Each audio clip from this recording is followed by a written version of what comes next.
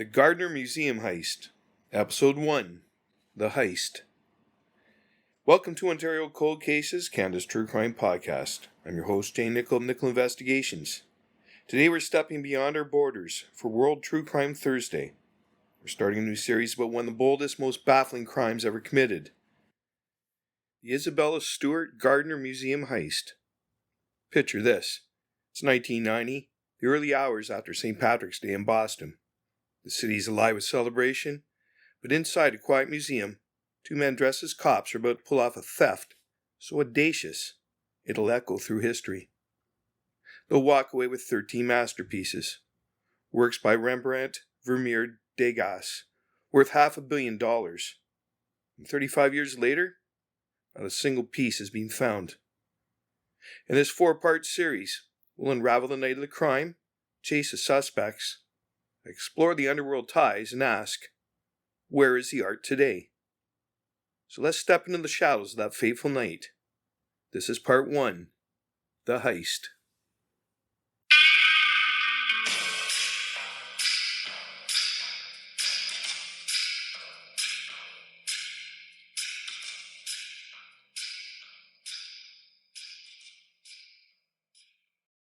Ontario Cold Cases, Canada's True Crime Podcast. It's a gripping true crime podcast uncovering unsolved murders, disappearances, and forgotten crimes from Ontario and beyond. Told with deep research, compelling storytelling, and a voice for the victims. Join us today, where every clue could lead to answers, and every case deserves a second look.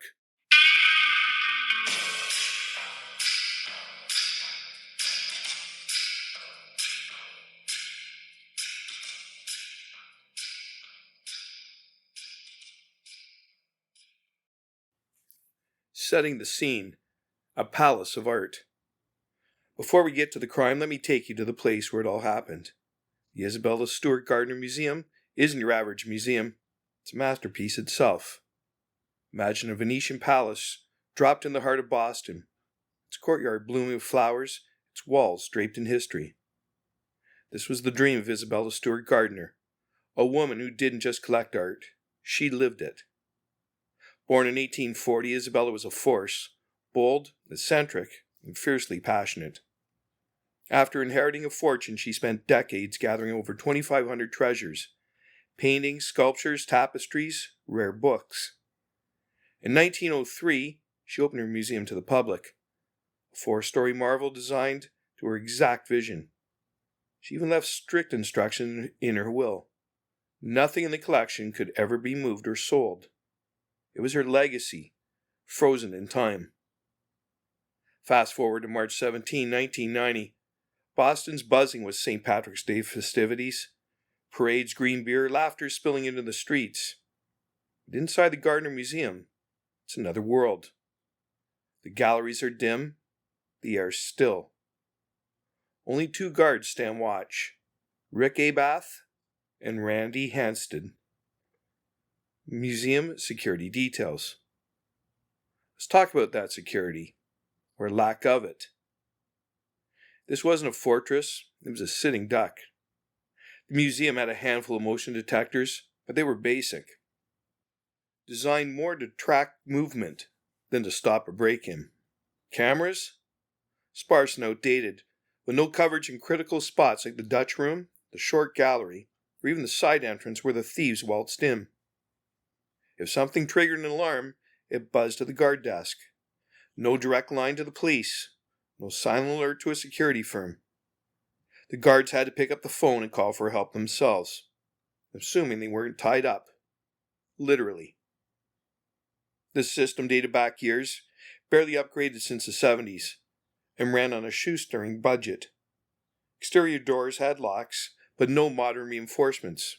No steel plating, no biometric scans. Experts later call it woefully inadequate for a collection worth hundreds of millions. The thieves didn't need to break in. The museum practically handed them the keys. Background on the guards. Rick Abath was 23, a lanky guy with shoulder-length hair and a laid-back vibe. He wasn't a career security pro. He was a part-time guard, picking up shifts to fund his real passion, music. He played in a local rock band, dreaming of gigs, not guarding Rembrandts. Friends described him as chill, maybe too chill for a job like this. Randy Heston, in his mid-30s, was a quieter counterpart. Less flashy, more steady. He'd be in the museum longer, a reliable presence who knew the galleries like the back of his hand. A Boston native, he lived a simple life. No big ambitions, just a guy doing his job. Together, they were an odd pair. Rick the free-spirited rookie, Randy the soft-spoken veteran. Neither trained for what was coming. Up next, the night unfolds.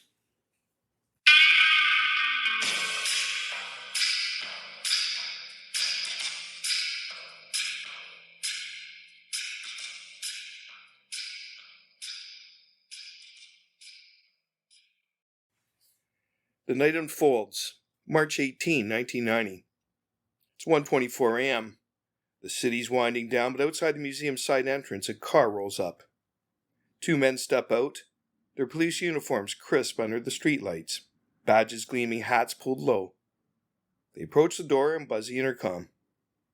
Inside, Rick Abbas at the security desk, probably bleary-eyed after hours of nothing.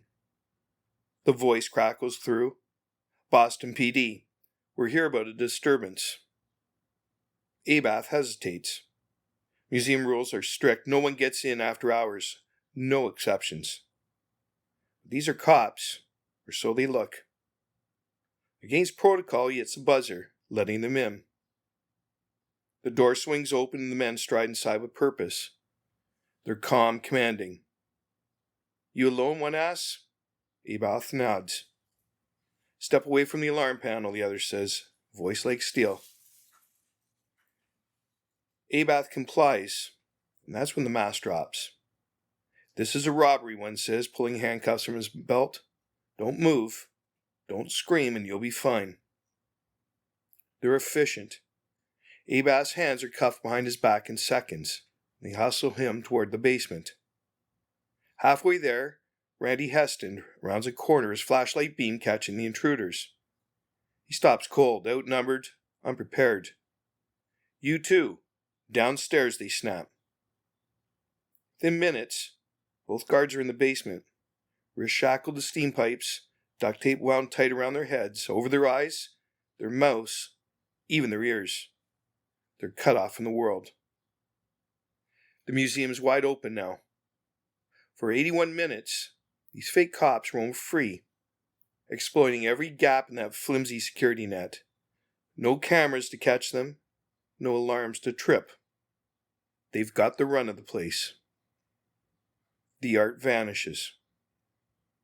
They don't waste time. First stop, the Dutch Room. There's Rembrandt's Christ in the Storm on the Sea of Galilee. His only seascape, waves crashing, disciples clinging to a boat. They pull out knives, slice it from the frame. Next, a lady and gentleman in black. Another Rembrandt. Gone. Then Vermeer's The Concert, one of just 34 paintings he ever made. Quiet scene of music and light. It's priceless. Some say the most valuable stolen object in the world. They cut that too. They grab a painting by Govert Flinck, thinking it's a Rembrandt, maybe, and an ancient Chinese bronze gu, a ritual vase from centuries past. In the short gallery, they snatch 5 Degas sketches, delicate horse drawings, and a bronze eagle finial topped in a Napoleonic flagstaff. Last stop, the Blue Room. Manet's Chez Tortoni. A small portrait of a man in a cafe comes off the wall. 13 pieces in all. Not random grabs. These are choices. They skip lesser works, focus on the big names. It's deliberate, practiced. They make 2 trips to their car, hauling canvases and frames into the night. At 2:45 a.m., they're done. You'll be hearing from us. One tosses over his shoulder as they leave. The guards, still bound, hear the door shut. Then silence. Up next, dawn breaks. A crime revealed.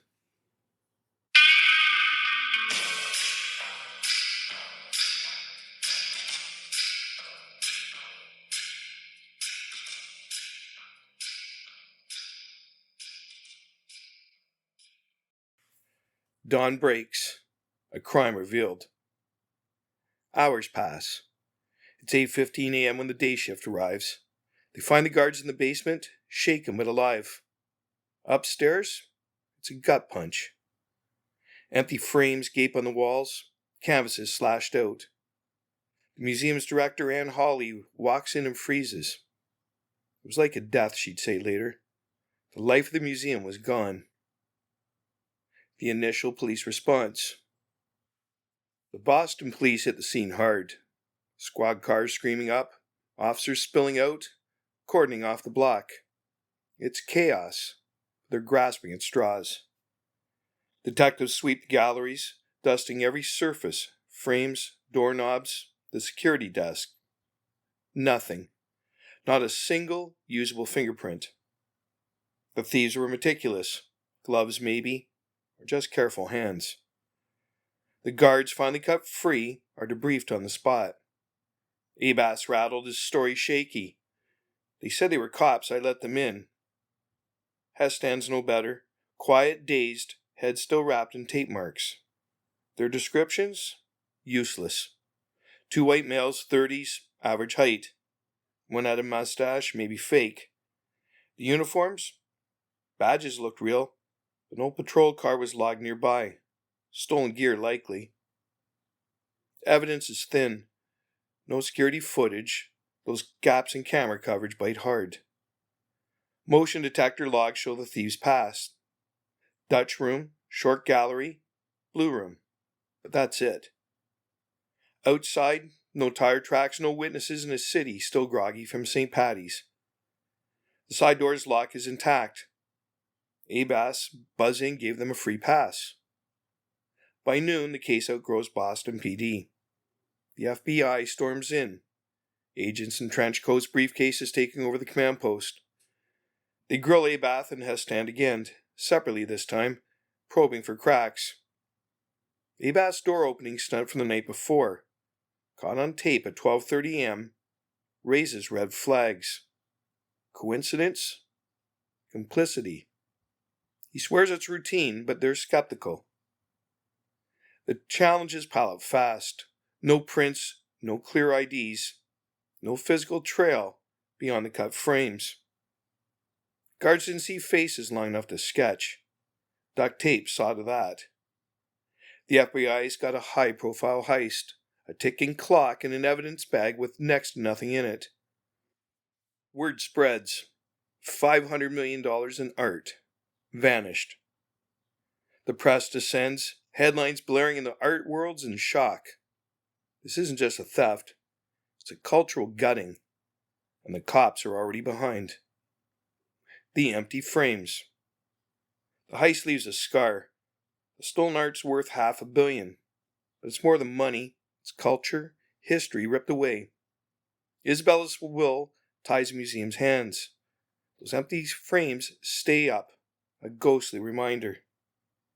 Reward starts at $1 million, climbs to $10 million over time. One of the biggest ever for stolen art. 35 years on, the case is cold, but not closed.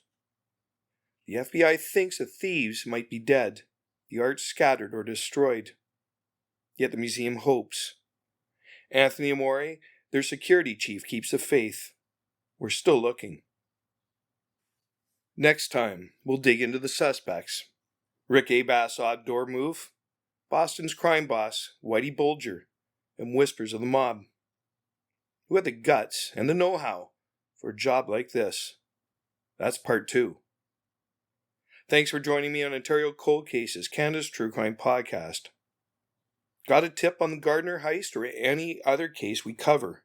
Reach out. Until next time, stay curious, stay safe, because every case deserves answers, and every victim deserves justice. Subscribe now to Ontario Cold Cases, Canada's True Crime Podcast. Episodes available wherever you get your podcasts.